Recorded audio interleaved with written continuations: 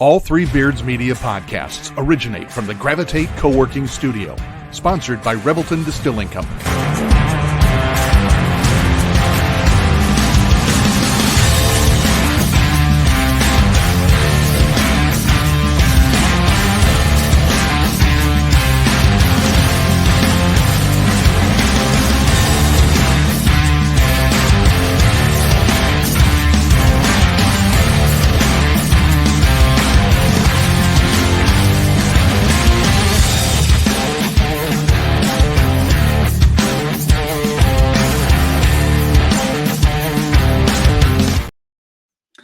Hey, what is up, everybody? This is False Starts. Bill Blank, Chris Shipley. Bill, how are you tonight? Swell. How are you, Chris? Good. You know, that opening, two things. I got to get with the producer and turn that volume down. Holy smokes, that was loud. And also, I really want to find a video of you in your red jumpsuit that you wore at that benefit or at that thing with, with Willie Farrell. That's what I need. I need you in that red suit. My Santa tracksuit. You're saying a tracksuit. That's right. Yeah, it's dope, dude. I wear that every Christmas. You know, I found that at Walmart. I'm shocked. I was on my way. I used to do every other Thanksgiving in Colorado Springs. And on my way out there, I stopped to get an oil change at Walmart, and I was walking around killing time, and I saw that tracksuit. It was in the pajama. You know, they have all the pajamas for Christmas. It was in there, so I bought it, and I wore it on stage all week. And so I've kind of done it ever since when I had shows during the holidays. It's a beaut. I got to tell you that. Well, it's the Joey Claus. You've seen the Joey Claus videos. That's what Joey Claus wears. Yep. So that was the whole idea. That's where it all came from, and then I just wore it on stage for the hell of it. But yeah, I had a intro. I just I don't know if you can see my logo on my shirt over here. Yeah. The Remington Trophy logo. I performed at the festivities. I met Jackson. Jackson Powers Johnson is the name of the kid that won it, the center from Oregon. Yeah. And he was a cool kid. Looks like a baby. He looks like a giant baby. He's 20 years old. He's coming out early, going to the NFL. Looks like he doesn't even shave yet. Really? And but he's just huge. Huh? Well, the Bears need a center, so maybe they'll draft him. Maybe he was a nice kid. It'll be fun to watch the draft and like root for him to get drafted and watch. Yeah, that'll be cool. Was that the one you had to go buy a suit for? You had to wear a suit? It was, yeah. And I had to wear the suit. I didn't perform at the trophy presentation. I performed at the committee dinner the night before. So they have, their committee or whatever who puts everything together, and they hired Willie to perform at the trophy presentation. And then the committee itself, it's just like, those 20, 25 people have a dinner the Friday before in Omaha. Yeah. And so that's where I performed. And because of the weather, we drove up Thursday night and to avoid the weather. And Friday night was the dinner, and the restaurant closed where we were having the dinner. So I was supposed to have dinner in this private room in the restaurant and then perform in that room afterwards. Well, the restaurant closed, so we end up having dinner in the hotel restaurant, and I end up performing in Dave Remington's fucking hotel suite, like in the living room, standing on the fucking rug while everybody's at a dining room table. There's like 20 guys, and they're all, there's Kevin Mawai, who's a former Jet. Hall of Fame. Yep. Couple other guys that Dave Remington. I mean, these are like NFL players and random millionaires, and there's like 20 of them, and I'm just in this. But it went really well. Good. Good deal. Listen, let's go ahead and bring on our guest. Part of the reason I reached out to this gentleman was not necessarily to talk about the tragic events that happened in Perry, but it got me to thinking, and I heard him on the radio a couple days later with a lot of things that these gentlemen and women have to deal with on an everyday basis, and some of the tragedy that they see. And I just thought it might be a good topic to bring them on, and let's talk about some of the things that they go through and what services that they have. So Sergeant Paul Parizek, Des Moines Police Department Public Information Officer, was kind enough to join us tonight. So Paul, we really appreciate you hopping on False Starts with us. Hey, no problem, man. Thanks for the invite. Yeah. So obviously we want to talk about, this is a mental health podcast, and goodness knows you guys see ungodly amounts of tragedy and things like that, and you probably have a lot to deal with. But before we get into that, before the show, I wanted to ask a couple questions very generically about this gambling investigation and some of the stuff that's broke today. Number one, I guess, two things. There's a narrative out there that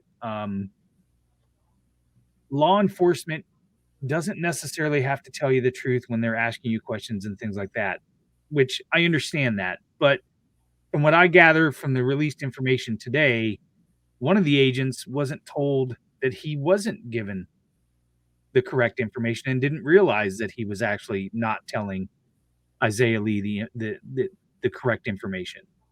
So just, I guess my question is morally, where are we at with that? Because that seems a little unfair.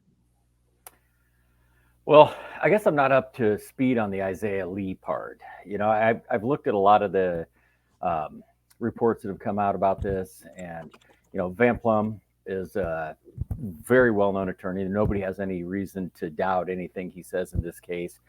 He's not always necessarily one of our favorites sitting across the table, but the guy's got a solid reputation. Every time I've been around him, he's ethical, appropriate, and doing what the best he can for his clients. The things that kind of stood out to us on this, as we were, obviously we're on the outside looking in over at the Des Moines Police Department, but one of the things that was really stoking conversation in our office today was this report that, if it's true, that multiple supervisors told these agents, or this one agent, to knock it off, to not go forward, and to stop what he was doing. And we were all just shaking our heads. We can't believe that he just continued on, and can't really identify what would be the motivation to do that. Right. That if that happened in our building, somebody'd probably be looking for a job, or right. There'd certainly be some discipline. If you've got supervisors telling you not to do something, the reason they're supervisors and commanders is because they've been there before, and they have that wisdom, and they also have a little extra knowledge, a little more savvy about things that are going on in the community, and you follow their guidance. And sometimes I've had supervisors tell me to do something, and maybe it wasn't spot on a bullseye. It wasn't wrong, or they weren't leading me down the wrong path, but you do what your bosses tell you to do, and there's a reason for that. Right. But when it comes to, if you're interviewing someone, or if you're talking to, or if you're in interrogation, we typically don't ask a lot of questions we don't already have the answers to, Mm-hmm. but we also don't want to play all of our cards at the same time. Right. So there's an area there where you start talking about deceit and deception and right. what's going on. So let me read you the context here. Okay. So, because I brought it up. So, Special Agent in Charge Nelson conveyed to Special Agent Ludwig and others that the nature of this investigation was purely administrative, and their targets focused only on FanDuel, DraftKings, and other online gaming operators. At that point, Special Agent Ludwig interviewed Iowa State football player Isaiah Lee later in the morning and reassured Mr. Lee that the focus of the DCI's investigation was solely on online gaming operators and no adverse or criminal consequences would be forthcoming, and therefore secured Mr. Lee's statement. Special Agent Ludwig then reported his interview to his superior, Troy Nelson, who congratulated Special Agent Ludwig for obtaining a confession. Contrary to representations made to him and other special agents that morning, Agent Ludwig realized that the purpose of the investigation was actually criminal in nature, with the sole targets being male Division I student athletes of the University of Iowa State. He then advised his superiors that he would no longer participate in the investigation and requested reassignment. Right. Okay, so that last piece I was aware with. Mark Ludwig is a class act. He's been an agent for a long time. I know him. He's a good guy. In that scenario that you just described there, he's only as good as the information that he's getting. Right. If he's acting in good faith, then he's not doing anything wrong. Right. Him circling back like he did once he realized, I think that speaks to his character and his Agreed. ethics as a police officer. So, agreed.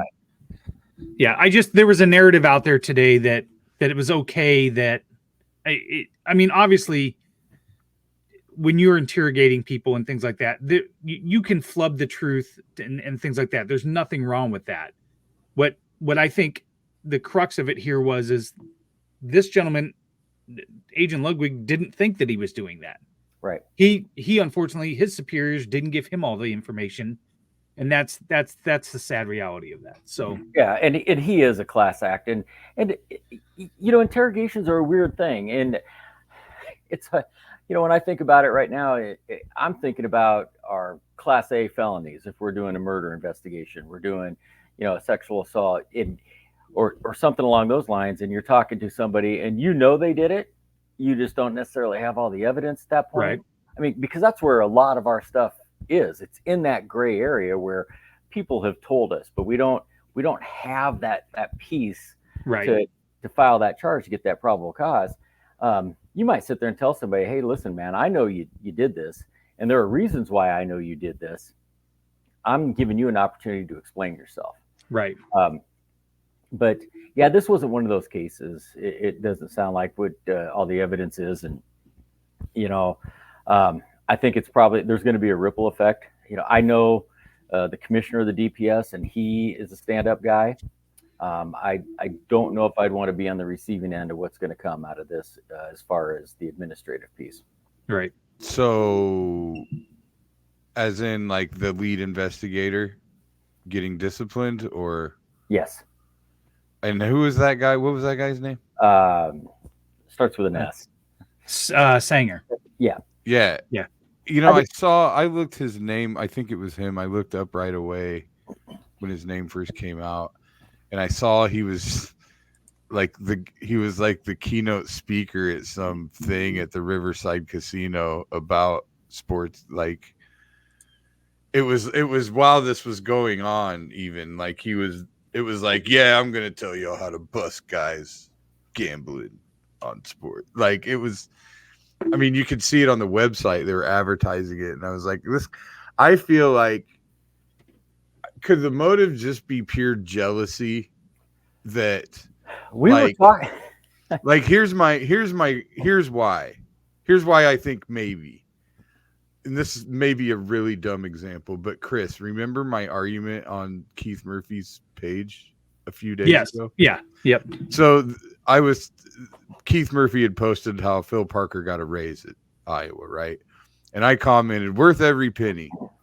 And this guy comments about how it's ridiculous how much money these guys make and blah, blah, blah. And I'm like, well, it's capitalism. It's relative. I mean, what are you going to do?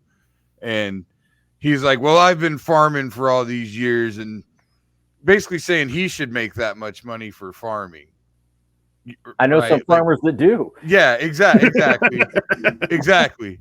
But he's, more or less, I mean, could this guy be sitting there pissed off that amateur, these college athletes, now that they're getting NIL, gambling, could he be mad that they're making this money and he's got this prestigious job that he's not he should be a millionaire for doing his job?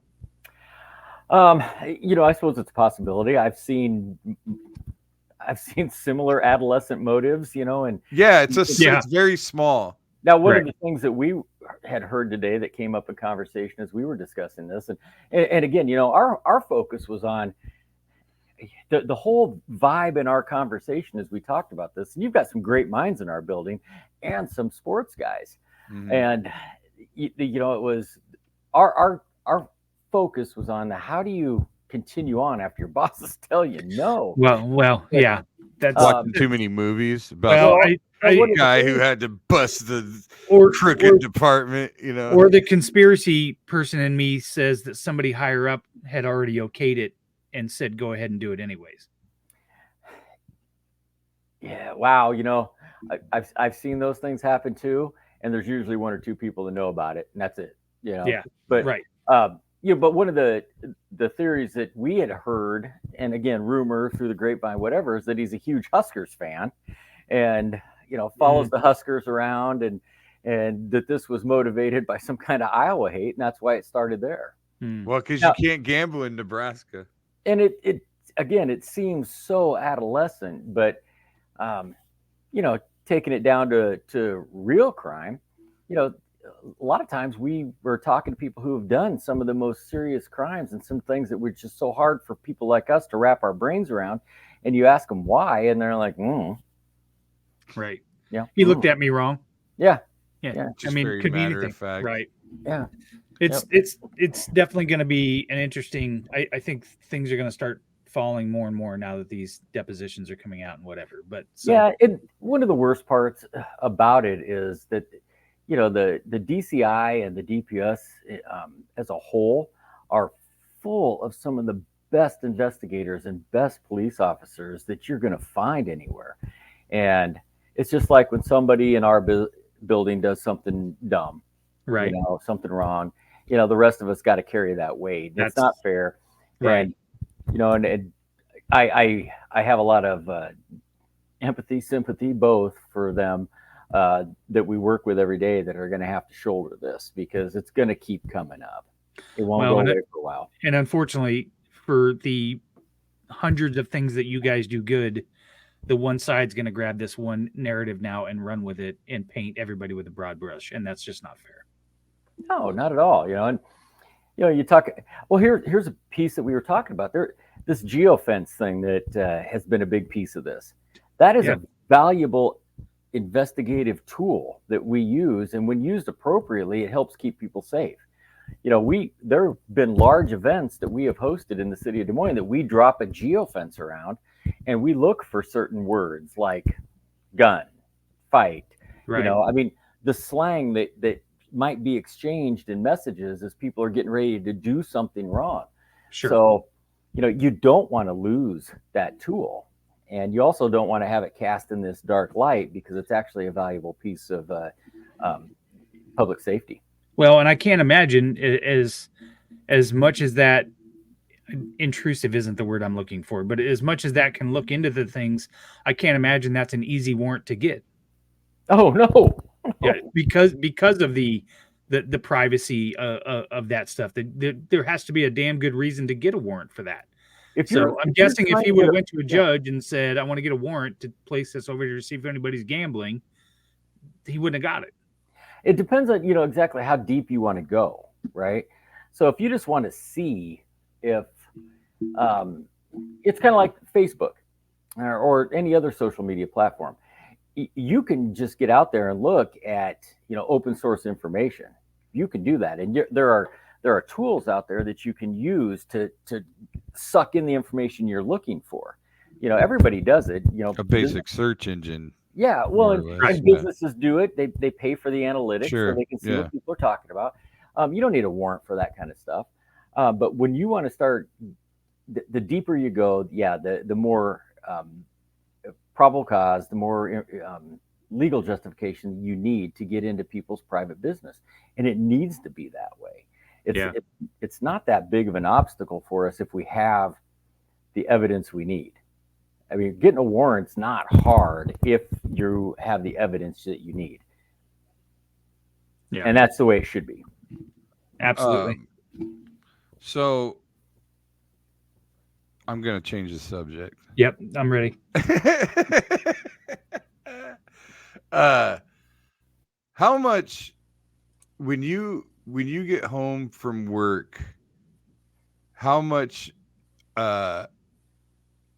what do you watch on TV? If it's not sports, do you stay away from like true crime docs and shit like that? Can you? Because I gotta think Heather probably loves a true crime doc. She's yeah, she loves Yeah. it. And so what? I mean, do you want to go find the Kardashians or something? Is that what you want to do? And how often do you ruin it for her? Like that would never happen. They have to do this. You can't do like. Well, you can't. The true crime docs, you can't ruin those. Those are real. Well, like if we're watching the X-Files, I'm all in on that because I know that's fun. That's out there. Yeah, that's what's there. But when you start looking at some of these crime well, let's just say, like if you're watching CSI or Law and Order, sure, yeah, that's bullshit. I'm saying like the true crime stuff. So I can't think of what the name of it is, but it's one of these things that pops up like when we first turn our TV on and it's on that generic channel. Sure, and yeah. It's some crime thing like New Detectives, but it's all like from the 90s. Reruns. Yeah. But I mean, like from the 90s, like they're driving these cars and you're like, man, that looks like a spaceship. That right. They don't have those anymore. Old Crown Vics and stuff. Oh, those, man, last Crown Vic I drove it forever. Yeah. Those things were a workhorse. Yeah. But we're watching that and we might have a little conversation about this has changed or that's changed or you can't do that now. But we actually had one come up the other day that was a Des Moines PD case. And it was one where our forensic team actually changed science as it was known then and really made some advancements on how you can get like fingerprints off of bodies. Oh, wow. Super glue fuming. Yeah, it was a huge case. But I knew the guys in it. And I'm watching this and I'm like, yeah, that guy, he's a knucklehead, That dude over there, he did all the work. He's the smart one. This guy was just there, The camera showed up, so he put on a suit, I mean, that dude tripped over the body. Yeah. Stuff like that. But when we come home, like we had a day today, and when you come home, you try to get away from it a little bit. Shut it off. Yeah, that's what I'm. And like the three of us can talk. Sports, that's where it's at. Yeah. Yeah, that's where we go. Right.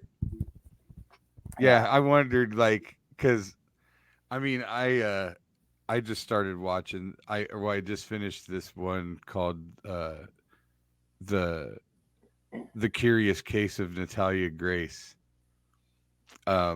which is about this couple adopted a 6-year-old little person who they thought was 6. And no. Keep going. And then the first night they have her, supposedly the mom sees pubic hair. So now they think that she's older, and it basically all just goes from there. I don't want to ruin it. But I have serious trauma from this that I need to work through after like this thing it's unbelievable. So I would encourage you, you can find it on HBO Max. I would encourage you and Heather to watch that together and you'll have plenty of conversation. I just like I shouldn't watch it with her. I love batshit crazy stuff. Like and so like, I guess what that really brings me to, and I took a long time to get here, but what that really brings me to is, how often have you, I mean, I know your position has changed over the years, but I mean, how often has something just been so batshit fucking crazy you just laugh? Like, oh shit. Like gallows. I mean, I know there's gallows humor and maybe you can't share too much of that, but like, I mean, how often are you just like, are you fucking kidding me? Oh yeah. I worked at the Polk County Morgue for many years before I worked for Des Moines PD, and what were you doing there? We were part of the reception, like we were greeting people. That's not how it was. You tied on the toe tags? Yeah, I did. I filled them out and I tied them on. You know, and it actually was a really good experience to be able, because this is back Dr. Wooter's days. Yeah. Okay. Yeah. I had the opportunity to work with Dr. Wooters, Dr. Garrity, you know, so you had some really great minds. And I mean, Dr. Wooters was an icon in this community. Mm-hmm. Yeah. And, you know, he did things his way. He wasn't probably what you would call a forensic scientist. Mm-hmm. You know, he was a medical examiner, but he had a bedside manner with families that it was probably one of the more valuable things you've ever seen when it comes to a medical professional. Mm-hmm. Dr. Garrity, straight up forensic scientist. I couldn't tell sometimes if that dude liked me or if he just wanted to throw me on that table. It's just facts. Yeah. Facts. Like though I think one of the times that I did see him smile and laugh, I was like, "Oh man, is this it? Is he going to do me right here?" You know, you see things and you are like you can't wrap your brain around some of it, and some of it is the things that we do to ourselves, and some of it's the things that people do to each other. So and then there's when you start talking about the scope of emotion there, those are polar opposites, you know. Yeah. Because it's you know, there's a lot of just heartache when it comes to a lot of the things that we do to each other. But at the same time,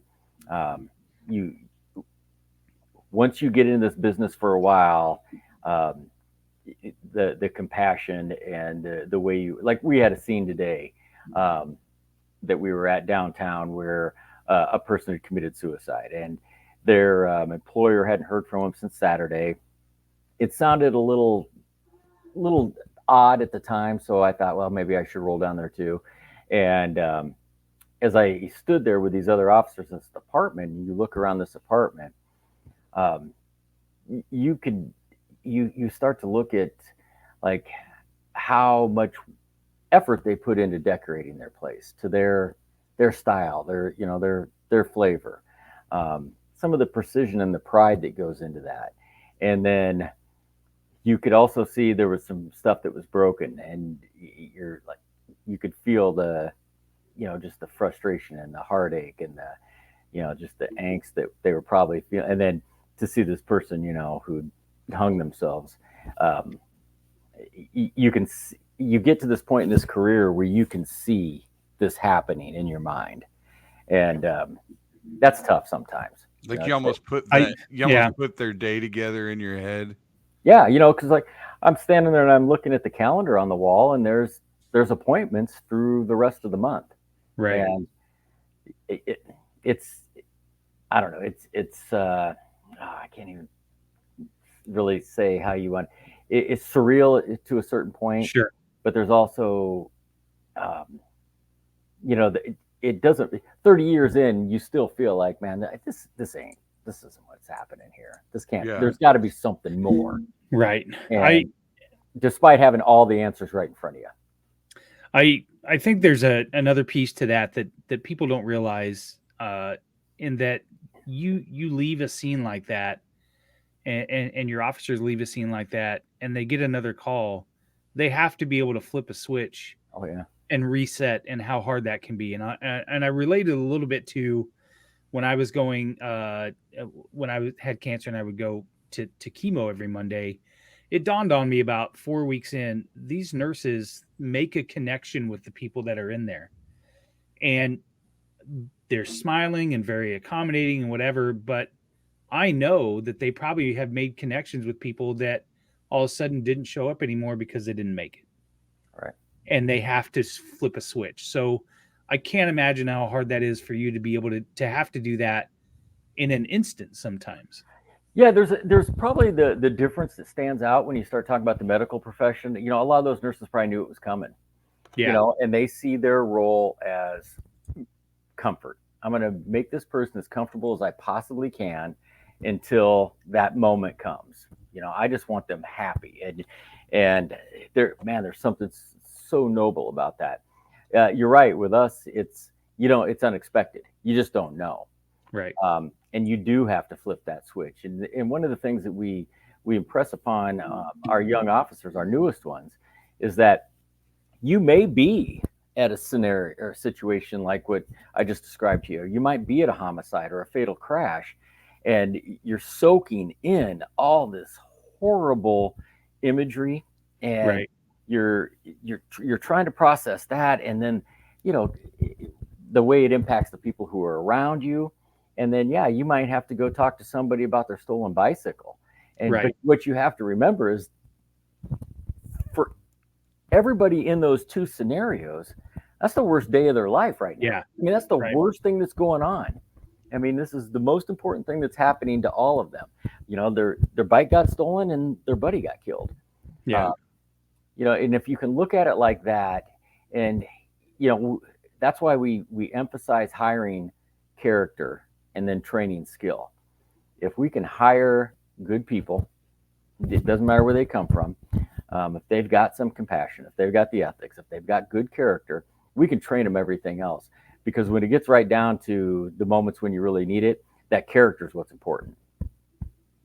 I that's good to hear. I mean, because I've actually said that when I've had different arguments about, like, even way back during like the BLM movement, and when that was hot and heavy, and different scenarios like that, where I've always said that's what cops 90% of the time, and maybe even more so, whoever they're dealing with them on their worst day. Oh yeah.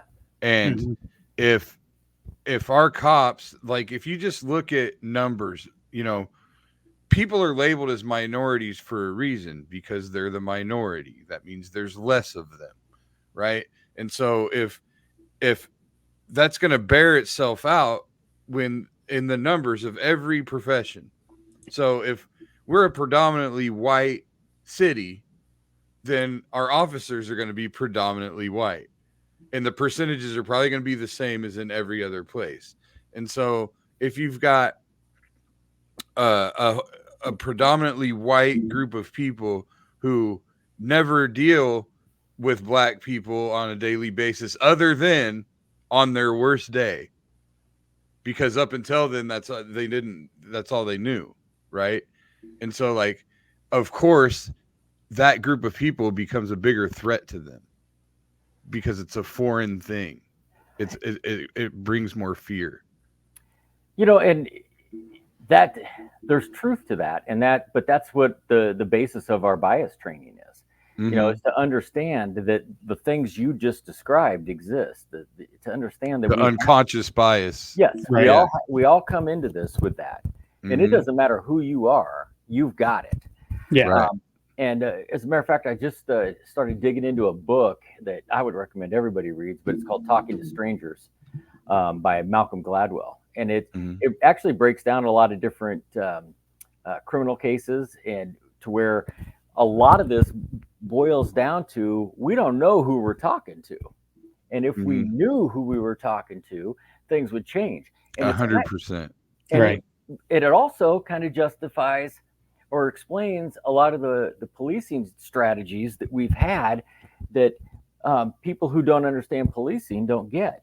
For example, I worked the East Side for a long time. Bill, you're familiar. Yeah.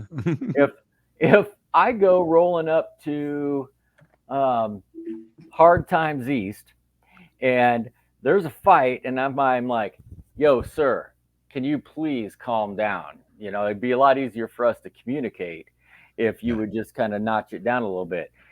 How effective is that going to be, other than if I roll up there and I'm like, yo, shut the fuck up, man? Yeah. We got things we need to do. Yeah. All right. So, those are little things that are so important to understanding the nuances of how we can effectively police, and reading the audience. Yeah. Knowing the crowd, knowing your crowd. Like, there's, and that's a great example. Like, there's de-escalate versus escalate. And I wonder how many officers have probably learned that lesson the hard way about their approach. Like, I started in 91, man. I learned a lot the hard way. You'll love this. So I've talked about this on this podcast because I talked about it a whole bunch with my therapist yesterday too. This year at Kinnick Stadium, I've completely cussed out 2 different cops on 2 different occasions because you know me, I'm a lunatic. I'm not a threat in any way, shape, or form. I do lose control of my mouth, but I've never, whatever. I don't lose control of myself, but I look like I want to fight somebody, but I'm also having a really good time. I know I look like that. It's like if you watch the national championship game, the Michigan national championship game, they showed Jalen Rose in the crowd, right? Mm-hmm. And he's in the crowd he's talking like that's what I look like, but I'm having fun. Oh, I've seen you on TV. Yeah, exactly. So Jalen didn't have the chains. Yeah, that's true. But at one point, there was one cop that came over and he's like, you need to calm down. And I've been sitting there for 5 years, 6 years, ever since that is my favorite photo ever. I just love it. Actually, I was trying to find the one where he's screaming and his veins are popping out. Yeah, that one. And you know what? I'm screaming. So I'm W. My section is W when they go IOWA after a score. I'm screaming W. That's why my hands are like this. I'm like W. It's after a touchdown. But it looks like I'm yelling at somebody like I want to fight. But anyway, welcome to our world. I've had over the years, most of the officers that have come up and said something to me were jovial. They were like, they were worried about my health. Like they'd make a joke as if I'm going to have a heart attack or, whatever. And we laugh it off. And they kind of know me. And there's a dude that fist bumps me before every game and all this stuff. But then there's these other guys that this year, they were new this year. And so the one guy comes over and just, you need to calm down. And I can't stand people that are acting like they're in charge of me when they're not. So I give the guy credit because he probably could have taken me to jail for disorderly conduct at the very least. I mean, that seems like a pretty loose, because when I said right away, not going to happen. I'm not going to calm down. I've been sitting here forever. You just got here. These are, I'm the goddamn mayor of the North End Zone. These are my people. But I employ you as the mayor of the North End Zone. But so eventually, I'm talking to my buddy, I'm calling him all kinds of little bitches, and I'm all mad at him. And I apologized to him the following week. He was there again. So I apologized the following week and, was like, yeah, I got to be better, blah, blah, blah. Another guy later on says something to me, told me I was being a dick during the, and I do the same thing. So how come they didn't? I mean, because they could, at Kinnick Stadium, you can literally just call a number and say somebody's bothering you and they'll come and make them leave. That's not uncommon at a lot of stadiums. There's a hotline you can either text. Yeah, which is bullshit because they don't even have to have any evidence. Well, the way I've understood it, and I don't know if it operates that way. I don't think you just get to say, hey, somebody needs to leave, because everybody in that moment has the right to be there. Now you have to also absorb the fact that those venues are something you can get tossed out of. Right. But the way I've understood it and the way I've always operated, and I worked at a lot of sporting events, is that that's a last resort. I mean, I've worked for the I-Cubs for almost 10 seasons. Yeah. And I arrested one person in that time, and it happened last summer, and it was a drunk driver. Oh, just coming out of the parking lot or something. Yeah, he almost ran me over. Oh, Jesus. Oh, yeah. Ask Heather, because she wrong guy. Yeah. Heather and my daughter were both there and watched it happen. And, Heather doesn't necessarily have an easy button. Right. Things like that happen. What you just described in the North End Zone, That was happening in the parking lot at Second. She was on our side. Yeah. I was de-escalating my wife while this Right, other yeah, guy yeah. picked up for OWI. Yeah. I got it. But you made an interesting point there. You brought up an interesting piece when you talk about de-escalation. Yeah. And he could have approached me differently. De-escalation is something. It's been happening. I wish I was the guy who came up with the term community policing, because I'd have stamped a trademark on that and I'd have been a millionaire. Yeah. Same thing with de-escalation. We've been doing it for years. I mean, decades. It's just always been called it wasn't labeled properly. It was verbal judo or tactical speech or whatever it is. Yeah. But the thing that a lot of people don't understand about it is it's not some Jedi mind trick or we're not going to walk up and like blow fairy dust on you and say, ooh, you're de-escalated and you're going to be fine. Yeah.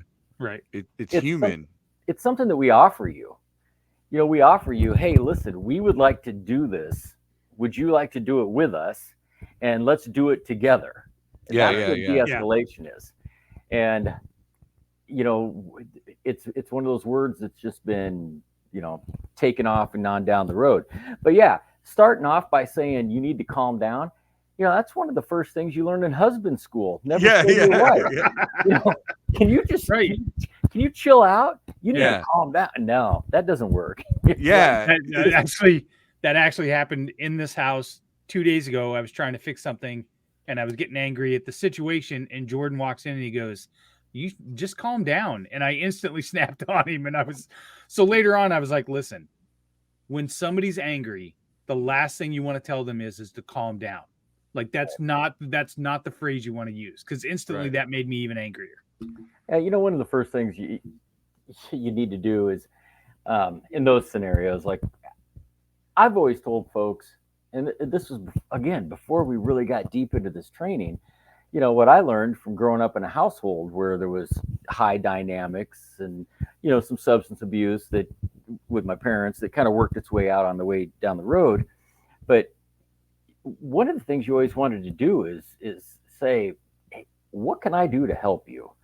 Or I can't hear what you're saying right now because of the way you're saying it. Right. Maybe we, all those things. What's it going to take for me to get you to get in this police car? I mean, that's one of those other things. You give people an opportunity to feel like they're making the choices. Like Bill said, he doesn't want somebody who doesn't have power or control over him trying to exercise power and control. Right. That's what I was talking about with my therapist yesterday, because that's one of my triggers, which we decided yesterday goes clear back to getting molested when I was 6, which we've talked about on here a long time ago. So, it's not, we don't need to get into all that, but that lack of control, like that was something that I never thought affected me. I've only in the last couple of years uncovered where that has had some type of long-term effects on me. And I think that's part of one of my triggers, because being 6 years old at the time, and the way that scenario started out was with him saying that I did something where I had to go apologize to him, and me knowing that wasn't true, but all the adults around me telling me that I was lying because I didn't want to get in trouble. So then I had to go apologize for something I didn't do, so on and so forth. So I think that did something to me, where anytime someone tries to exercise control over me, or it gave me the desire to be heard, I need people to believe what I'm saying. Right. And I think it goes way back there. And I've only just now discovering that that's where it comes from, because I've been that way my entire life. Yeah. And without a doubt, I think we all probably have stories that are maybe not same circumstances, sure, but similar. The power dynamics in relationships are probably the crux of a lot of therapy. What brings people there, whether it's the power dynamics in a marriage, between men and women, or adults and children, or scenarios where it's the police and a citizen.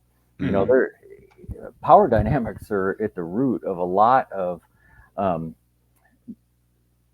trauma and misunderstandings, that handled differently could probably, we wouldn't have those issues. Again, I'm not trying to sell this book, but this Talking to Strangers talks a lot about that. Yeah, I know. I mean, I think that sounds fantastic. I would definitely want to check it out.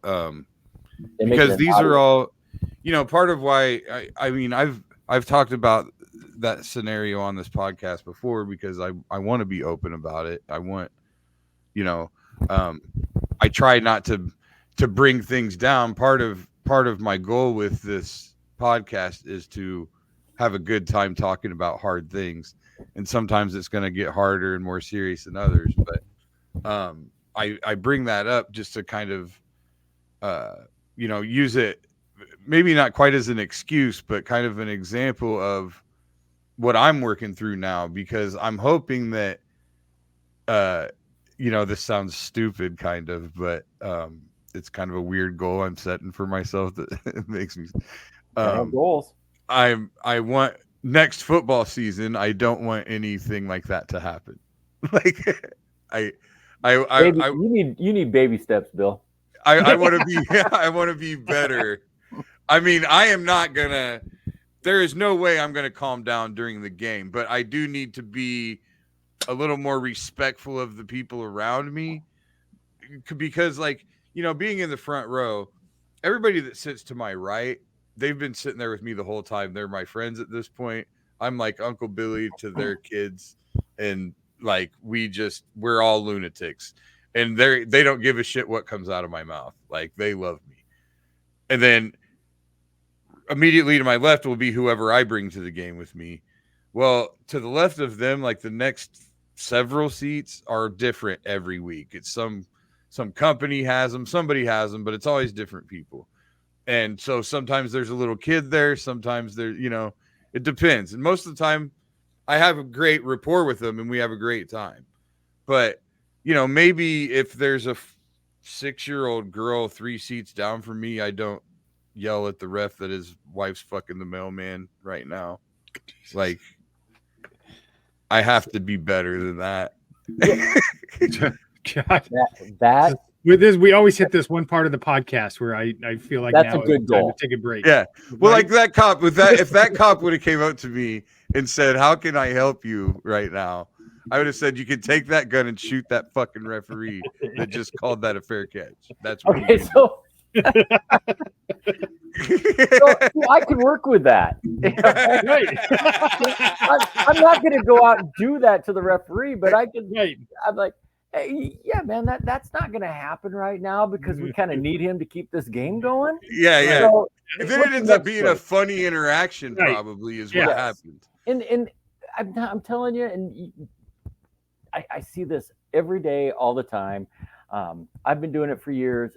Those are some of the moments that totally pivot, a tense situation. Yes.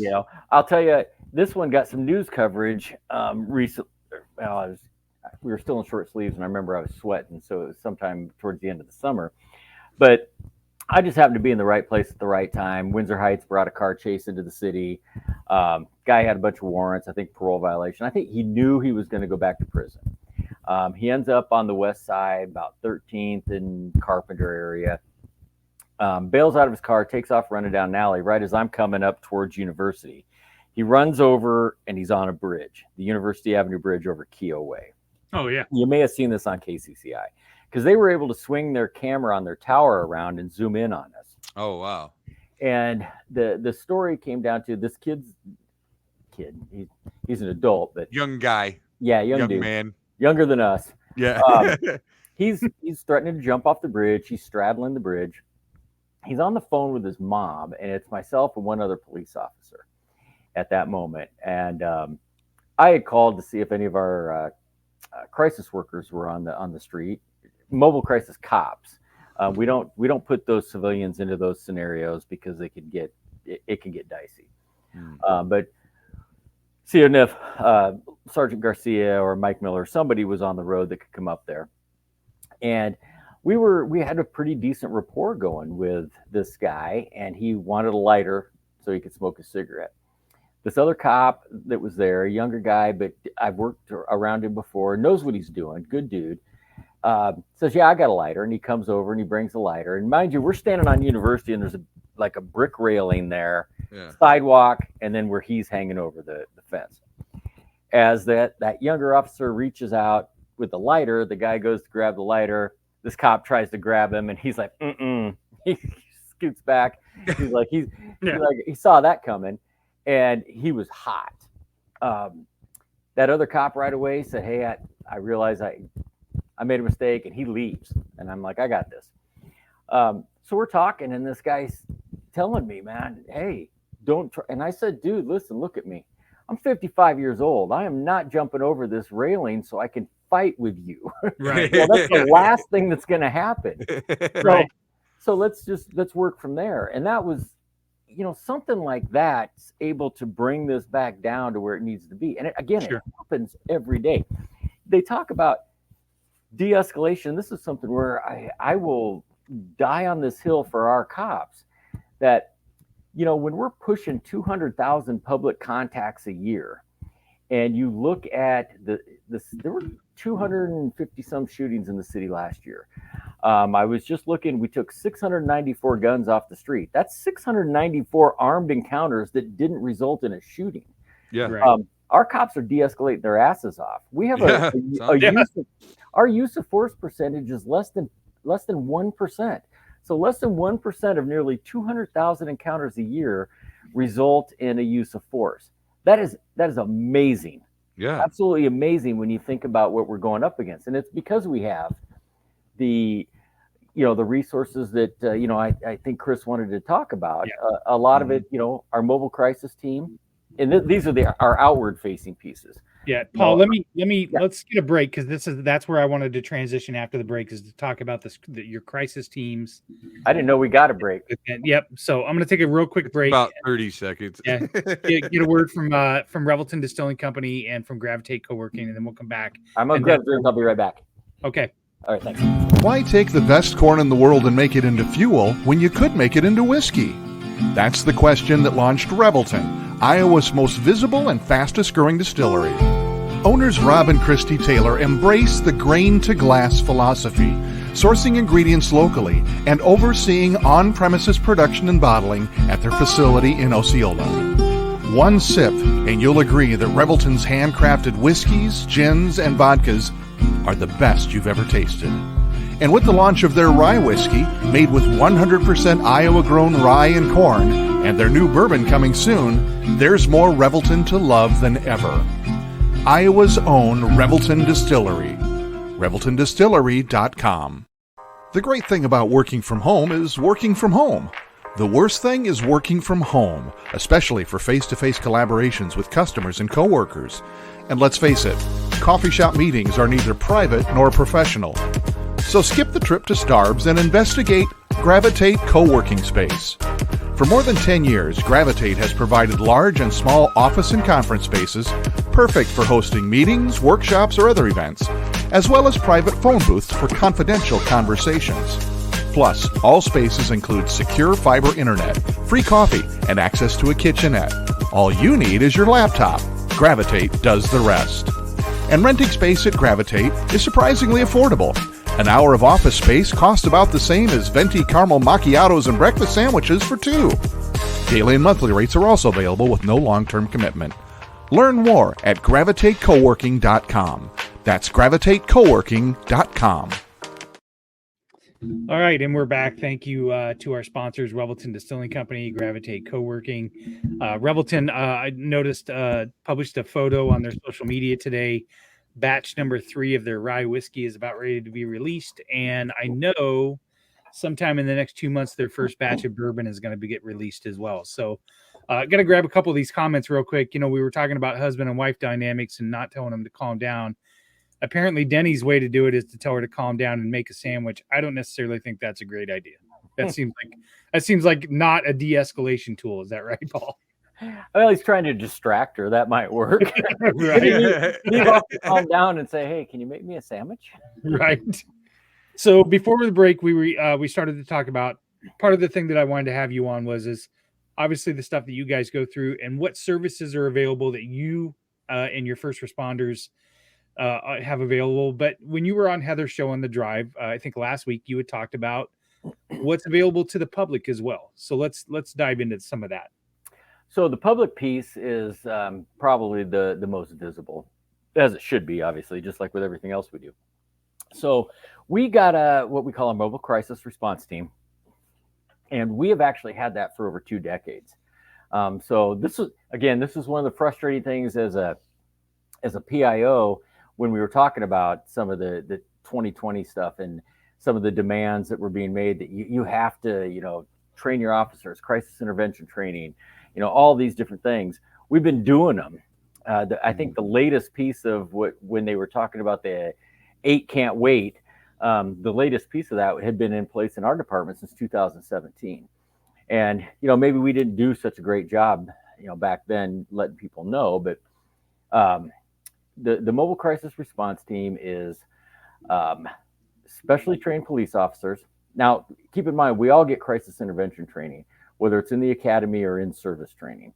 And it's something that we keep up on. We have to, because there's so many calls that are mental health related these days. Even when you get called on, a fight, it's not uncommon to find that there's some kind of a pre-existing diagnosis that's contributing to the conflict. But we roll with social workers. That's a co-response unit. So there are calls that police officers have taken for years, but now we bring a social worker or a mental health nurse with us. And again, we've been doing that for over 2 decades. But what we most recently added was what we call our CARE team, the Crisis Advocacy Response Effort. And the CARE team are same thing, mental health nurses, social workers that will take calls to the police department and they'll respond without a police officer. We've realized over the years that not every welfare check, because somebody's down and didn't go show up for work, you don't need to send a cop. It might be better not to. Yes, right. That was exactly where I was going with that. Is that oftentimes our presence, depending on what's going on, escalates. Just by being there. It's like, man, hey, I had a bad day yesterday. I didn't feel like going to work. I know I'm not answering the phone, and why the hell are you here? Yeah. But we took it one step further, and I think it still stands that we were the second police department in the nation to do this, but we've actually put a mental health clinician in our communication center. So a lot of these calls right now are getting handled by phone. It's almost like telehealth. Sure. We've got a special space for them in our communication center. We had to. Is that a team or is that like just a person? Well, in the communication center, it's one person, but there's also there's a CARE team on the street at the same time. Gotcha. So you've got 2 different teams operating now that, because there are some calls that they're not. And these are not officers, right? Nope. Social. How do they get, how does somebody get that job? Very good. Give me a good hook here. We've got a hell of a solid partnership with Broadlawns Medical Center. Okay. So that's where that staffing comes from. It's they hire, they train, then they bring them into us. It's a really fantastic group. If you maybe scroll back maybe a week or so on our Facebook page, we gave them a shout out at the police department for the work that they do, and because they're, it's like anything else that once somebody realizes you have, man, there's a demand for it. Yeah, they have the supply. Let's go now. Is this something that like someone goes and applies at Broadlawn specifically for this? Yep. And so, like, do they need a degree? I don't know what their hiring standards or what the requirements are, but I would assume it'd be the same if you were going to work in a clinical setting. Mm-hmm. But you need to have a driver's license. Right. Well, honestly, that sounds like, it probably isn't, because it's social work and because it's Broadlawns. Broadlawns is kind of a government funded hospital, but I can't imagine it's I'll tell you, the most lucrative thing in the world, but well, anytime you get into social services, you're not going to get rich. And right. I mean, I think those folks get in there for the right reasons. Yeah, I mean that sounds like a job I would like. Yeah, that sounds like something I would like to do. I just saw a comment float across the screen there about Broadlawns being the epicenter for mental health. I worked at Broadlawns for 10 years, and I can't even begin to describe the effort and how noble the people who work there are in being that spot for people, for the underserved. I mean, it's just the way it works. But man, day in, day out, showing up. We've got a group on Facebook called I think it's Broadlawns Alumni Group or something. But you see people who have worked there 40 years, and I mean, it's probably some of the best experience I ever had, particularly when it comes to understanding circumstances and not understanding that someone isn't always their circumstances. And how do you? I know that we have talked about this before. Well, you know what? Actually, we should stay. I don't want to change the subject right now. We should stay on this actually, just because it's important. Now, how many calls? Like you mentioned having 250 shootings, however many calls a year. How many calls now that you guys have this care team? How much weight has that taken off of you guys? Like, how many calls a month would you say does that save the Des Moines Police Department from having to deal with? Well, you're gonna make me put on my glasses and look here, because I just got this email the other day. Here we go. Comm Center annual stats. So here you go, hot off the presses. That's right. That's really intimidating. Like you're getting arrested. Hold on a second. I gotta read your license. Yeah, if I'm putting on my glasses, man, you might as well just start running, right? Yeah. So, and this is kind of timely because we did go into a little bit today because we're actually hiring dispatchers, which is not part of this conversation. Right. We were talking about all their phone calls and just the volume of work up there. So where is the care team? Okay, here we go. Care and Mobile Crisis. So we started them, I want to say it was just before the second quarter of the care team, just before the second quarter of the year. And this year? Yep. Mm-hmm. So of 2023. Gotcha. And so the mobile crisis officer, that co-response that we talked about. So like you may have a suicide threat where maybe they have a plan and that plan might involve a weapon. So you're gonna send a police officer along. Doesn't mean we stay. We may take off. But it's a safety thing because of the weapon. Yeah, it's just like with the firefighters, if they're responding to a shooting, they don't go until we. Yeah, you don't want a civilian dealing with an armed person. Yeah, because nobody's getting help then, right? Yeah. Right. So when it comes to that co-response, there were 4,391 calls. The care team, their field response, so that's the care team going without a police officer, going out to take care of it themselves, 882. And then the phone calls and dispatch, the calls they handled just by phone, like the telehealth type of thing, 551. So the total mental health diversion as far with our calls for service was 5,800, so close to 6,000. That's huge.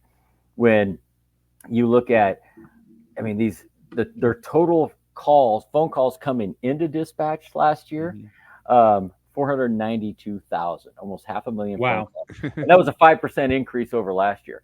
Now, when you look at the care team, because we started them in 2023, obviously they're 100% more than what we did last year because we didn't have them. But looking at it as we move forward over the next few years, that's probably going to be one of the most valuable resources that we have and that we have to offer.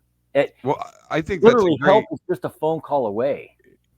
I think that's a great asset too. Like in general, I think that it seems to me like the Des Moines Police Department is doing a lot of the right things as far as adjusting to just the way society changes, Right. And the culture's changing. in And the way, I mean, like, to me, like when people are saying things like defund the police, when they're going to like ridiculous levels like that, when people say things like that, actually what you guys are doing is what should be being done.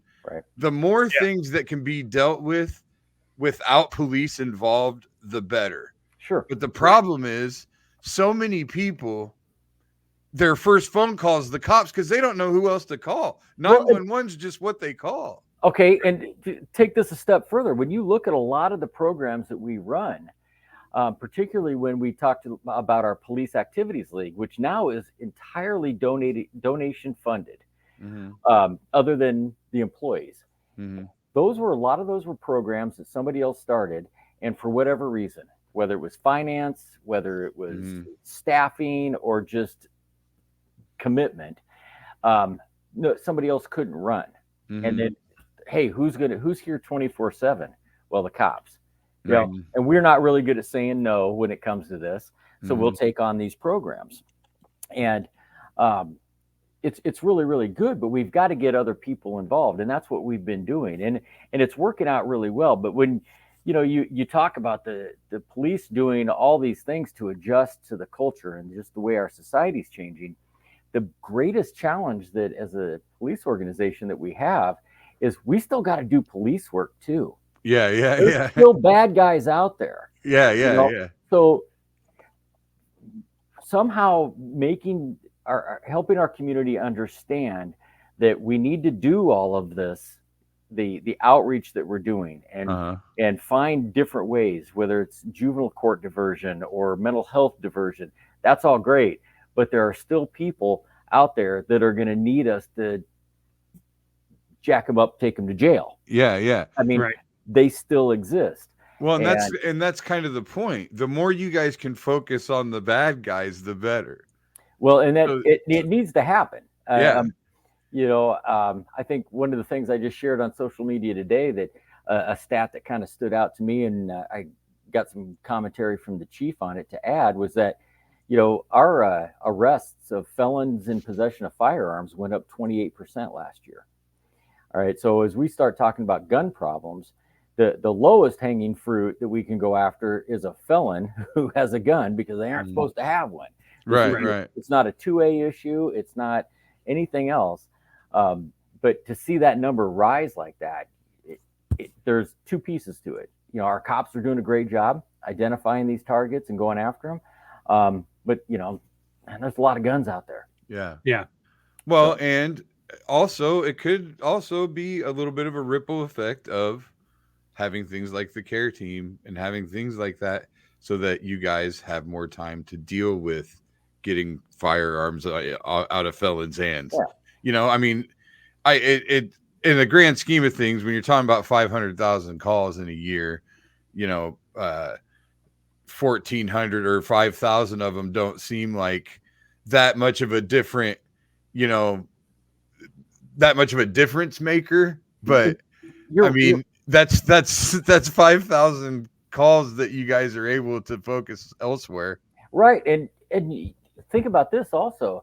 It may not numerically seem like a big impact, but a lot of those calls are very time consuming. Because think about the conversation that needs to happen to be effective at all. And that was one of the things I remember, when like my partner is a great guy, Danny White. He's quarterback from the Cowboys. He'd like to be. He wears the jersey. Let me tell you. And he's been to the motherland. He's that guy. But he works up in our detective bureau now. I mean, he had probably one of the best. He could talk to anybody under any circumstances. But man, when it got to that point where he was done, and something was going to happen. And a lot of times, it's because we had time constraints. You're you've okay, got, I can't. This is going in too much of a circle. I can't. We yeah, can't do and anything. Yeah. right, and the other thing you have to think about is, law enforcement is structured on a priority system. Mm-hmm. All right, and we have priorities. I think they go 0 to 9 now with our calls. A priority 0 is the exact opposite of what it sounds like. That's the everybody drop what they're doing. It doesn't matter what you're doing, and you're shooting at East High School. Everybody's going. And then the significance goes down as you go. But we work on a structured priority system, and it doesn't matter how many phone calls are coming in. If there's a priority 1, somebody is dropping what they're doing and going and taking care of that. And a lot of these calls, when we start talking about mental health issues or juvenile issues, those problems started 2-3 years before that person ever picked up the phone and called us. We're not going to fix it in 5 minutes. Exactly. Right. Yeah. So 5,800 calls, it may not sound a lot when you're talking about 500,000, but when you look at the time invested and the outcome is going to be something that we're watching really, really closely. And being partnered with Broadlawns is going to give us that opportunity because they're able to follow them through aftercare. Yeah. Well, and to Bill's point earlier, with the defund of police and things like that, those are the programs that are going to go first. You're right. Yeah, and here's the other thing. Well, those are the programs to me those are the programs that are accomplishing what people that say defund 100% want. Right. But what I think that they don't understand is that when you defund those are the programs that are unfortunately getting cut. Sure. Because those aren't essential police functions. Right. But we're supporting those right now, and we're sustaining them, and we want to continue to do that. We want to because the outreach opportunities of us having those moments with people changes lives, and it also, if we are effective at that, then that's going to carry on when we're gone. Yeah. So we want to have those opportunities. The biggest concern this is a whole nother conversation, Chris, but one of the bigger concerns when it comes to the defund thing is that technology is out budgeting police departments. I mean, it took us over $1 million just to get our body camera program off the ground. Yep. And that was in 2017. The prices are going through the roof, and we have to sustain it. There are actually police departments now that are dealing with critics who want them to get rid of their body cameras because, 1, it's too expensive, and 2, they're using them to prosecute too many people. It's having the opposite effect, of course, of what they wanted. There's not all these bad cops out there. Yeah. Right. Holy shit! Now they got actually proven shit. Right. Yeah. Well, like I had a thing actually recently where a prosecuting attorney pulled me into a room and was trying to discourage me from testifying. It ended up not going to court. It ended up not happening. But anyway, it was an ex-roommate of mine. And it was a domestic thing where he ended up being arrested for allegedly beating up his girlfriend. Right. Well, this happened in my house. The incident happened in my house. It was in his room. So all I heard was noise. I didn't, witness anything. Right. And so the way I understood it was like he had called the cops on her, and the cops came, didn't take anybody away at the time. So I thought that was it. Well, later on that night, I'm getting ready to leave town. And later on that night, they come to my house to get him. And they were slick about this shit too, man. They came up, they opened the door, or I opened the door, and my dog, at the time, this was my old dog Jax, who was 140 pounds, this massive, huge dog, and had a loud bark, and so the dog's going nuts when they knock on the door. So I step outside, and I heard nothing. I mean, there was 4 of them. There was no car anywhere, no nothing. I was like, holy shit. And they asked for her, who obviously didn't live here, and I'm like, well, she doesn't live here. I don't, well, are you? So, they asked if I was my roommate, and I'm like, And there was one guy that was kind of looking at me like, you him, that kind of, oh, you're that kid. Oh, you guy beats up girls. He had that fucking attitude, but whatever. He was fine. I get it. And he was, so anyway, he was, there. So then I go, no. And they go, well, can we talk to him? So and I go in and get him. And the next thing I know, they're cuffing him up like he walks out. I was like, oh, man, I didn't know about that one. Oh, they got me. Thanks a lot, Bill. But anyway, at the time, as they were taking him away, they asked me if I was here when everything happened, if I knew what happened. And I said no. And it was because I just didn't want to get involved. I didn't know how far any of this was going to go. I didn't want to get involved. Yeah, no, I don't know shit. And so then fast forward, it's going to go to court, all that stuff. She says, she's like, we've got you on camera saying that you were there. So why didn't you say anything at the time? Why didn't you say that you didn't do this at the time? Blah, blah, blah. And I was like, well, and when we get involved, she takes me in, shows me the video, because I was like, no, I didn't. And then sure enough, there I am. No, I wasn't here. I'll tell you.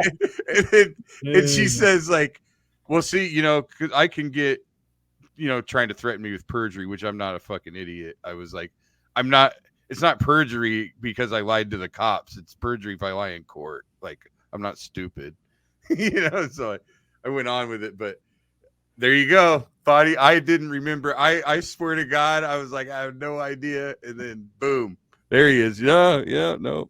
I lied to him.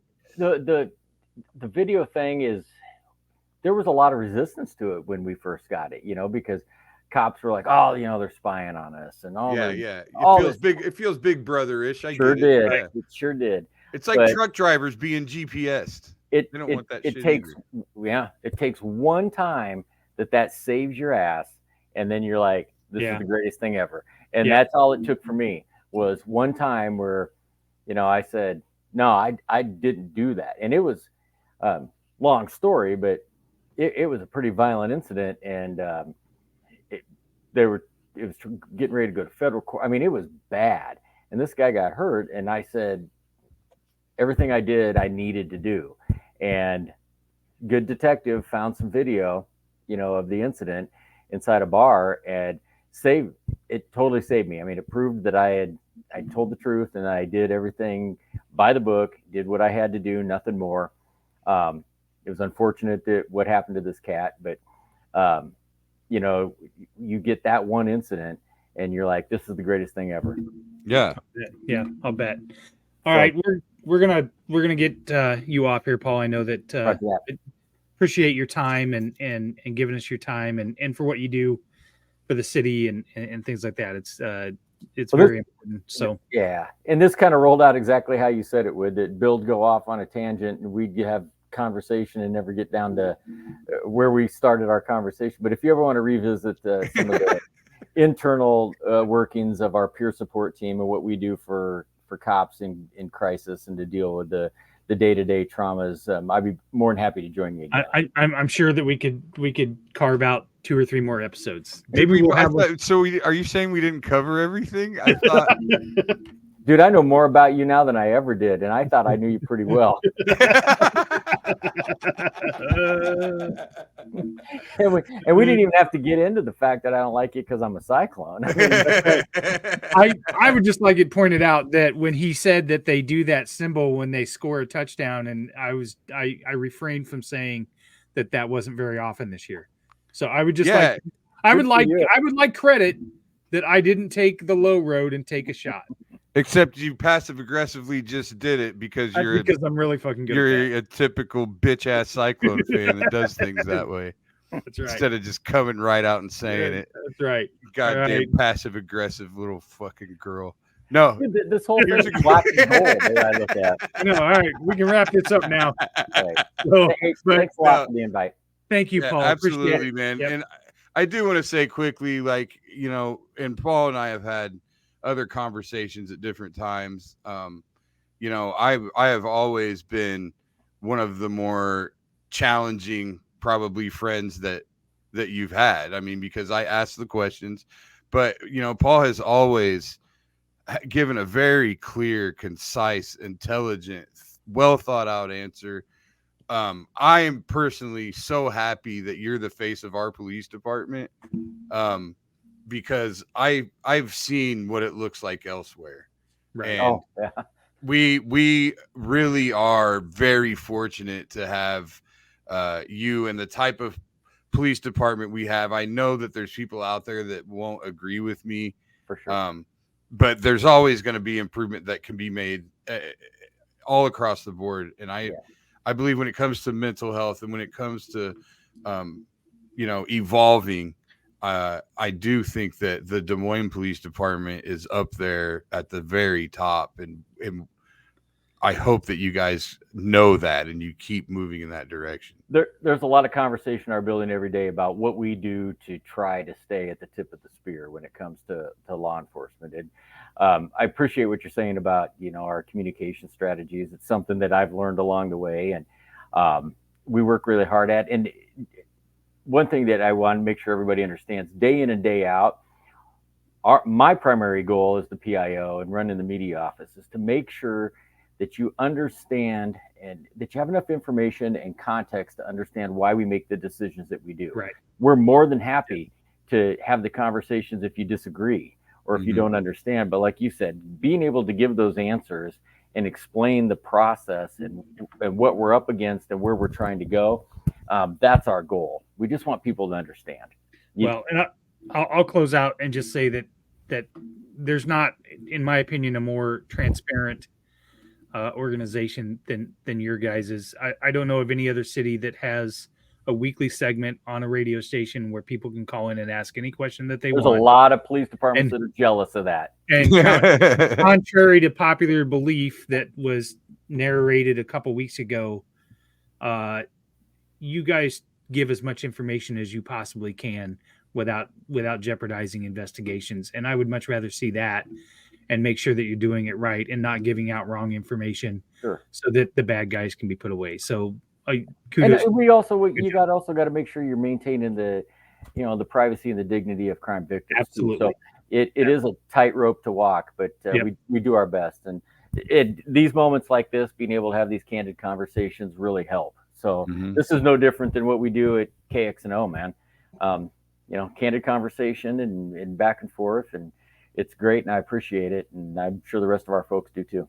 All right. Awesome. Thank you again, man. Yeah, thanks everybody for listening. We appreciate it.